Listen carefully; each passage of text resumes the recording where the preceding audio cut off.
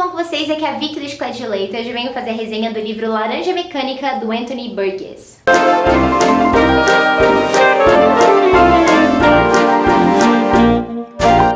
Bom, gente, finalmente eu venho falar de Laranja Mecânica. Eu já fiz uma discussão aqui no canal com o pessoal do BBL sobre Laranja Mecânica. Foi um read-along, inclusive. Um livro sensacional. Eu sei que muita gente não gosta de assistir Hangout, não curte muito, é muito demorado. Então eu resolvi fazer um vídeo sobre ele. Mas o Hangout é muito legal, se vocês quiserem assistir. Eu vou deixar aqui no card, na descrição, etc. Tem muita gente, a gente conversa sobre redução da maioridade penal, a gente conversa sobre violência, sobre ditadura, sobre tudo. Se o ser humano é bom ou ruim, ou se tem jeito de mudar isso. A gente fala sobre violência, fala sobre muitos assuntos super legais, mais aprofundados do que eu vou falar aqui agora. Mas eu acho que é também legal a gente conversar um pouquinho, eu falar pra vocês um pouquinho mais da história e das minhas impressões sobre o livro. Então eu espero muito que vocês gostem e vamos lá. Bom, gente, primeiramente vamos olhar essa edição aqui da Aleph. Se vocês quiserem comprar a Laranja Mecânica, eu recomendo muito nessa edição. Além de ser maravilhosa, né, você ter essa edição especial de 50 anos. Além de ser maravilhosa, você tem muitos extras, você tem muitos textos extras, um glossário maravilhoso com as palavras. E é uma edição muito completa, uma edição muito boa que eu recomendo bastante, foi muito bom ler nela. O Anthony Burgess, esse autor aqui, ele já tinha escrito vários outros livros e o médico um dia disse pra ele que ele tava com um tumor no cérebro, que ele ia morrer, tipo, daqui a 6 meses, sei lá. Aí ele entrou em pânico e falou que ele queria escrever um grande livro, então ele escreveu, tipo, em 1 ano, se eu não me engano, esse livro aqui. Só que na verdade o médico tinha se enganado, ele só morreu lá em 1993 e tal, então ele viveu muito tempo ainda pra ver a repercussão do livro.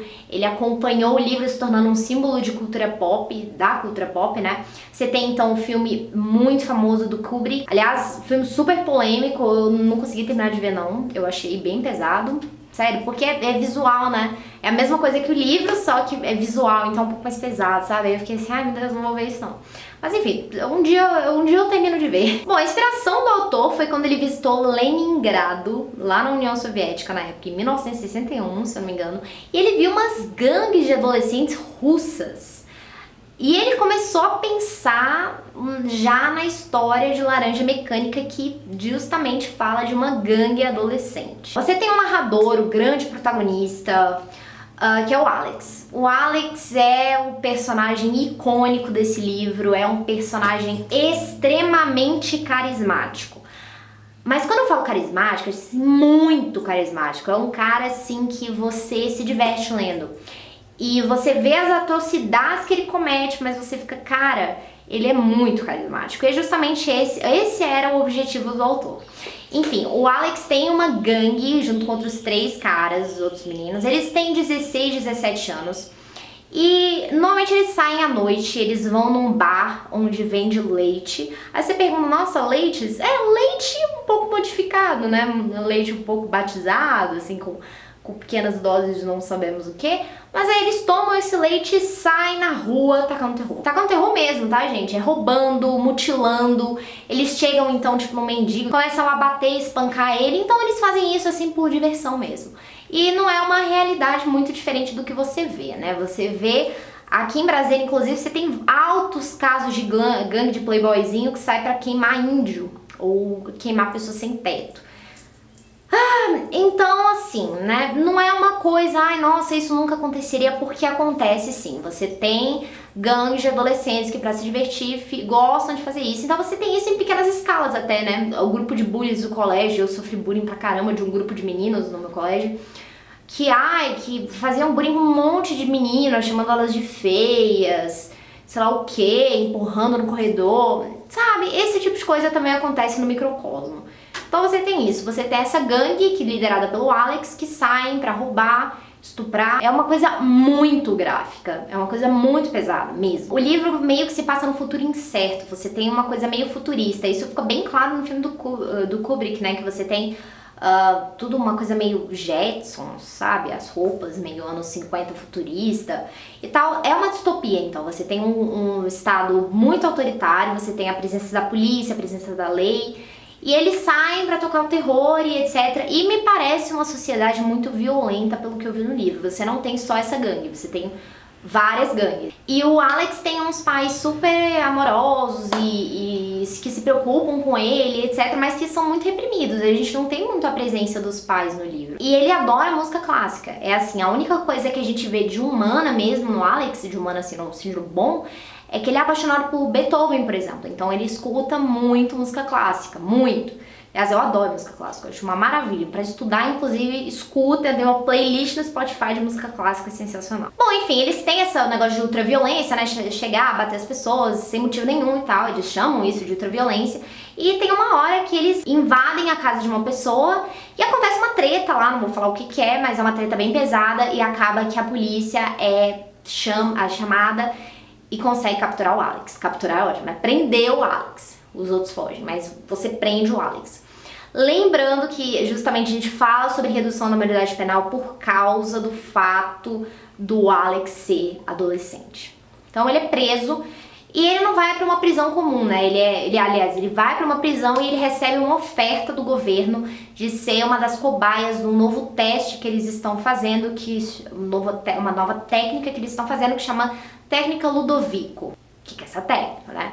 E o Alex pensa assim, pô, qualquer coisa é melhor que a prisão e aceita. Essa técnica Ludovico tem com certeza vocês já devem ter visto uma imagem referente a ela, que é o Alex com os olhos arregalados, assim, presos por pinças.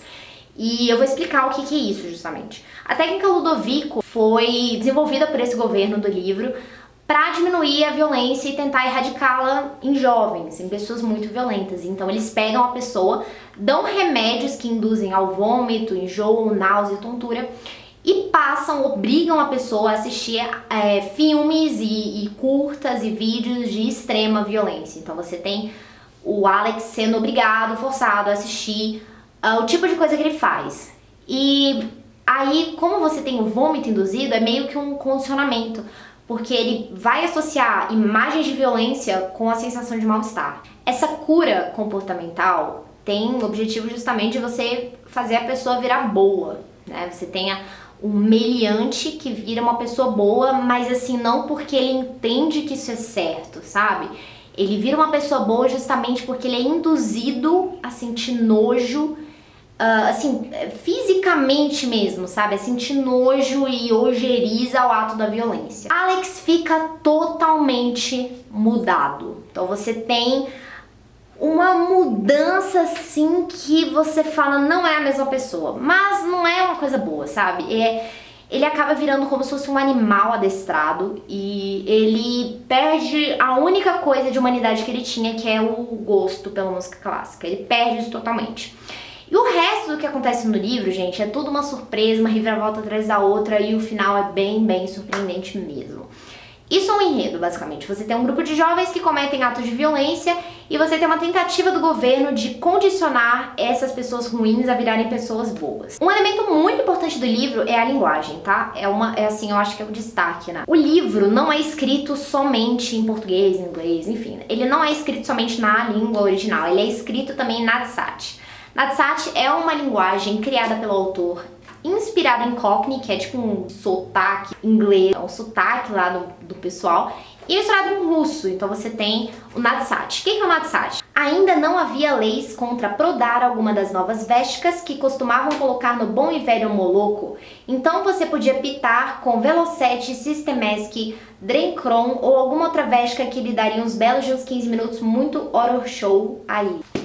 Então assim, você começa a ler esse livro e você não tá entendendo nada, você fica assim, gente, o que tá acontecendo? E é a intenção do autor, tá? A intenção do autor é criar uma linguagem em que amenize as situações do livro. Então é bem parecido com o que acontece em Lolita, só que em Lolita você tem uma linguagem muito rebuscada, aqui você tem uma linguagem totalmente nova. Não entendi direito se o Alex que criou esse jeito de falar, se é um jeito de falar das gangues ou se a sociedade inteira fala daquele jeito. Não entendi isso, pra ser bem sincera, porque até eu acho que em nenhum momento do livro fala. E a linguagem aqui nesse livro faz um tipo de controle, porque você tem, por exemplo, a palavra 20 contra 1. O que seria 20 contra 1? Você pensa assim, não sei, vamos fazer um 20 contra 1. Aí você fala assim, tá, ok. E aí você vai ver no glossário que tem no final do livro, é um glossário que fala todas as palavras em Nadsat, e você vê que 20 contra 1 é estupro coletivo. Tá entendendo o poder que a linguagem tem? Você tá entendendo como é amenizado? Você vê como é facilitado você sentir empatia ou carisma com o Alex se você não entende o que ele tá falando? É simplesmente genial. Muita gente abandona esse livro porque desiste da linguagem, que acha muito difícil, mas, gente, eu achei tranquilíssimo. Não é, nossa, uma coisa mais fácil do mundo, mas é muito tranquilo. Você tem um glossário no final, tem gente que prefere ler sem um glossário, eu fui pro glossário, não tô nem aí. E eu fui anotando as palavras, então eu fui circulando as palavras que eu não sabia e eu acabei decorando. Então você tem babushka, que é velha, bonoi, que é doente, você tem drugis, que são amigos, raçunox, mente. Então você acaba se acostumando com essa linguagem e acaba fazendo meio que uma lavagem cerebral em você. E quando você vai entendendo o que ele tá falando, você começa a ficar mais e mais chocado com os atos que estão acontecendo. Então eu fui, no começo do livro, eu circulava todas as palavras, ia lá, anotava, e eu acabei decorando. Então, a linguagem no livro se tornou muito fluida, se tornou muito fácil, porque eu já tinha decorado, já estava me acostumando. E são muito raros os casos em que você não consegue entender uma das palavras inadsat com um contexto. Porque você, estamos colocando nossos raçudocs para funcionar. Você já pensa que é cabeça, mente, nossos pensamentos, etc. Você já entende, entendeu? E acontece isso. Então muita gente acaba desistindo e eu não acho que seja legal desistir, eu acho que seja legal persistir, porque o livro é muito, muito bom. Vicky. Qual é o principal tema desse livro? O que fala? Qual o objetivo do autor? Qual a reflexão que ele quis propor? É assim, uma coisa sensacional que eu nunca vi nenhum livro tratando com tanta maestria. É o poder da liberdade, é o poder do livre-arbítrio. E será que é melhor ser malvado por escolha ou bom compulsivamente? Bom, assim, forçadamente? Aí você pensa assim logo, tipo, bom forçadamente, óbvio, que aí não vai ter mais violência, o mundo inteiro vai ser lindo e tal. Mas isso não tiraria a humanidade, isso não tiraria o que é natural no indivíduo, que é justamente o poder de escolha? Será que a gente pode tirar a liberdade individual a troco de um bem-estar social? Até que ponto isso não seria prejudicial? E é justamente isso que o Anthony quer propor, essa discussão que o Burgess quer propor. Porque você tem o Alex, você tem um cara malvado, só que ele é malvado por escolha, tá entendendo? Ele sabe que o que tá fazendo é errado, ele não fica com a visão distorcida de, tô fazendo uma coisa super certa, ele sabe que aquilo é errado. Só que ele continua fazendo desse mesmo jeito. E quando ele é condicionado a ser bonzinho, ele não tá deixando de fazer violência, fazer a ultraviolência, né? Ser violento nossa, é muito errado isso, temos que ser boas pessoas. Não, ele faz isso porque ele se sente mal quando ele faz algum ato de violência. Então você ainda tem o desejo, você ainda tem o Alex tentando fazer coisas ruins, mas ele não consegue. Será que isso não tira o que ele tem de humano? Porque você tem até quando tiram a coisa que ele mais gosta, que é a música clássica. Ele não consegue mais gostar de música clássica. E vocês vão vendo que esse desenvolvimento da história dá muito errado. Você vê que essa técnica não deu certo, assim, vendo num panorama geral. Então, quando você coloca o Estado para tomar controle do teu livre-arbítrio, você tá falando, eu concordo que o Estado pode pegar um prisioneiro e fazer um condicionamento físico até que ele não consiga realizar nada violento. Será que você não está abrindo uma brecha para que o Estado também possa te controlar, possa tirar as coisas boas, possa tirar o seu livre-arbítrio de escolher uma pessoa democraticamente, por exemplo? Você está abrindo uma brecha, você está entendendo? Você está tirando o poder de escolha do indivíduo. Eu não sou tão radical nesse pensamento quanto o Burgess, porque o Burgess, ele literalmente é totalmente contra isso e acha que é bem melhor o cara malvadão, assim, Estado Islâmico por escolha. Eu acho que é muito difícil você falar isso. Você vê pessoas extremamente malvadas, serial killers, estupradores, assim, de inúmeras pessoas. Eu não tô falando de o cara roubou uma caixa de nuggets pra sobreviver. Não, tô falando de pessoas realmente más, de pessoas que veem prazer e veem beleza na violência. Será que seria de fato tão ruim? Sabe, vale a pena você manter a liberdade desse indivíduo assim? Nossa, vamos deixá-lo ser livre para matar as pessoas. Sabe, é uma decisão muito difícil. É uma coisa que tem muito dos dois lados, entende? Que é uma coisa muito difícil de você se dizer. E eu não tenho a resposta para essas perguntas que o Anthony propõe no livro. Eu acho que é uma reflexão contínua, é uma coisa que a gente não pode dar tanto poder ao Estado, mas também não pode ser tão radical a ponto de achar que é super tranquilo o cara ser super serial killer e ninguém fazer nada. Aqui você tem na página 142 uma fala de um personagem que ele fala: a bondade vem de dentro. Bondade é algo que se escolhe. Quando um homem não pode escolher, ele deixa de ser um homem. Então você tem até umas referências muito bíblicas e religiosas que falam justamente do livre-arbítrio que Deus teria dado aos humanos e que tirar esse livre-arbítrio, tipo assim, se Deus deu o livre-arbítrio, então um ser humano tirar o livre-arbítrio de outra pessoa seria um pecado mortal. Então você tem essas referências religiosas. Na página 156 você tem outra referência a Deus. Fala, o que Deus quer? Será que Deus quer bondade ou a escolha da bondade? E isso é um questionamento sensacional. Você não precisa ser religioso para acreditar nisso. Você pode substituir Deus por qualquer coisa. Será que é bom? Será que é verdadeiramente bom? É a bondade ou a escolha da bondade?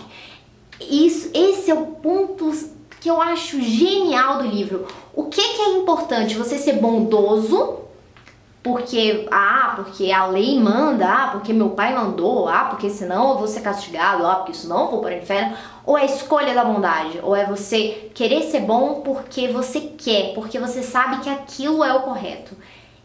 E na minha opinião, a segunda pessoa que é verdadeiramente boa. Então uma das minhas maiores críticas à religião cega e que negócio e tal, é justamente esse negócio que as pessoas falam: ai meu Deus, que eu não posso fazer isso porque senão eu vou pro inferno. Cara, você não pode fazer isso porque isso é errado. Entendeu? Tipo, independentemente de inferno, céu, purgatório, limbo, sei lá o que, estádio do Corinthians, não importa. Eu acho que a gente tem que ter essa empatia, tem que ter essa humanidade de escolher a bondade. E eu acho isso sensacional no livro. Eu acho genial, sinceramente. E aliás, uma coisa que eu acho super genial no livro é o nome. Muita gente perguntou no Hangout por que raio se chama Laranja Mecânica. Laranja Mecânica, o autor fala que ouviu isso na Rússia, essa expressão. Falou, isso é mais estranho que uma laranja mecânica. E ele pensou, e realmente é uma coisa que desafia o que é natural. Porque quando você pensa em uma laranja, você pensa em algo natural, você pensa em algo feito pela natureza, você pensa em algo assim, que existem vários tipos de laranjas diferentes. Algumas laranjas podem vir boas, outras podem vir más, outras podem vir assim, ruins. Mas não deixam de ser laranjas, sabe? Algo mecânico é algo criado pelo ser humano, é algo mecânico, é algo condicionado. Então laranja mecânica seria uma coisa contraditória, seria uma coisa, um paradoxo. Porque se você pega uma coisa que é totalmente o oposto da outra e junta, seria exatamente o que tentaram fazer com o Alex nesse livro. Aliás, Alex, essa palavra, né, Alex, significa justamente sem lei. Então você tem uma referência até ao Alexandre o Grande, né, que queria ser o conquistador. Então você tem o Alex, que é um personagem teoricamente anárquico, ele é teoricamente anarquista, só que ele quer ser o rei, ele quer ser o chefe. Aliás, ele é o chefe. Então você tem momentos no livro em que outros meninos da gangue tentam pegar o lugar dele como chefe e ele fica muito pé da vida. Se ele é anarquista, por que ele quer ser o chefe, né, desse negócio? Então até que ponto realmente existe o anarquismo? Eu achei muito legal também esse pensamento aqui que fazem no final do livro, nos extras, um dos textos, que o autor fala: as técnicas de condicionamento estão disponíveis, e realmente hoje, 2016, se você vê, estão disponíveis, né? E talvez, em breve, a condição do mundo assuste o homem o suficiente para que ele as aceite. Por que as pessoas estão aceitando o Trump? Porque elas estão em pânico com a radicalidade do oposto, né? Do Estado Islâmico, Al-Qaeda, essas paradas assim. As pessoas estão em choque, assim, horrorizadas. Então por que as pessoas aceitam Bolsonaro? Sabe que elas estão em pânico com a ameaça do perigo vermelho, etc e tal. Então você tem um radical, você pula para outro radical. Então vai realmente chegar uma hora, e eu compartilho dessa opinião, espero que não aconteça, mas eu acho que é inevitável. Vai chegar uma hora que a condição do homem, né, do ser humano, vai ser tão pesada, a gente vai viver numa sociedade tão violenta, tão sem valores, tão sem moral, tão sem bondade, tão sem empatia. A gente começa já a ver isso, né? Você tem com as mídias sociais, você tem uma facilidade muito grande, né, de trocar coisa muito negativa. Então vai chegar uma hora em que isso assuste tanto as pessoas e de que elas começarão a aceitar coisas que talvez em uma sociedade boa elas seriam totalmente contra. Uma redação, por exemplo, redução da maioridade penal, seria muito legal uma citação, né, de Laranja Mecânica, etc. Que é isso, né? Cara, redução da maioridade penal eu acho uma coisa muito difícil. Eu não sou 100% a favor, nem 100% contra. Eu já fui 100% contra, já fui 100% a favor. Mas eu acho que é alguma coisa muito difícil pra gente discutir assim, eu sou contra, eu sou a favor. É uma coisa muito difícil. Eu sou 80% contra, mas tem aqueles 20% que eu olho pra uma criatura de 17 anos que estupra mulher. Aquele nosso lado humano, o lado da raiva se manifesta. Mas é aquele negócio, né? O Alex, ele é responsável pelas suas ações, ele é consciente das suas ações. No livro, total, cara. Eu acho que esse menino aqui não teria a mínima condição de ficar na sociedade. Ele é totalmente desequilibrado. Mas você vê essa situação da redução da maioridade penal num país como o Brasil, que tem extrema desigualdade social, extrema desigualdade racial, uma educação pública podre, assim, um negócio que você não tem mínima condição disso. Então, quem é que ia se ferrar nessa história? Sabe, será que seria o cara do Morumbi que trafica droga? Não, né? E eu acho que você estaria tirando a oportunidade de educação dessas pessoas. Então, assim, é uma situação muito difícil. É uma situação que eu acho que é muito mais do que ser dúbio, sim ou não, errado ou certo. É uma coisa que a gente tem que ter uma sensibilidade bastante grande pra falar, né? A gente, primeiramente, tem que pensar, será que o que a gente quer é justiça ou a gente quer vingança? Porque o que eu mais vejo nas pessoas que são totalmente a favor, assim, nossa, prende as crianças de 2 anos de idade, é que elas querem muito a vingança, né? Elas sentem uma raiva, o que é compreensível, assim, mas elas sentem uma raiva tão grande que elas querem uma punição imediata, não importa as consequências pro resto da sociedade. Isso eu não acho que esteja certo, eu acho que não é certo a gente só olhar pelo lado emocional, porque se a gente olhar só pelo lado emocional, que é extremamente subjetivo, você nunca vai chegar a nenhum consenso, entende? Mas enfim, é um negócio extremamente complexo, mas é um livro que te faz pensar nisso. No Hangout a gente fala bastante sobre redução da maioridade penal, bastante sobre tortura, cada um tem uma opinião, então é muito legal mesmo, eu recomendo bastante que vocês assistam. Bom pessoal, Laranja Mecânica vai ganhar 5 chicletes e virou meu favorito da vida, não o meu favorito, mas um dos meus favoritos. 5 chicletes, recomendadíssimo. Sim, gente, o livro é pesado, a linguagem só é difícil por causa do Nadsat, tá? Fora isso, é fácil. Eu recomendo um mínimo de 16 anos pra ler, tá bom? E maturidade, mas é óbvio, eu tenho 15 anos, sou a pessoa mais madura da vida. Leia, tá? Sério, leia e se divirta, porque é um livro muito pesado, mas é um livro que te faz pensar e é um livro muito gostoso de ler, é uma história muito legal, entendeu? Por mais que seja horrorosa, é uma história muito interessante. Então recomendo bastante, procurem mais sobre ele, vejam um filme, leiam um livro, me falem aqui nos comentários o que vocês acham sobre essas questões que eu levantei. E muito obrigada por assistirem até aqui, se inscrevam no canal, não se esqueçam de dar um joinha e muitos beijos. Tchau, tchau!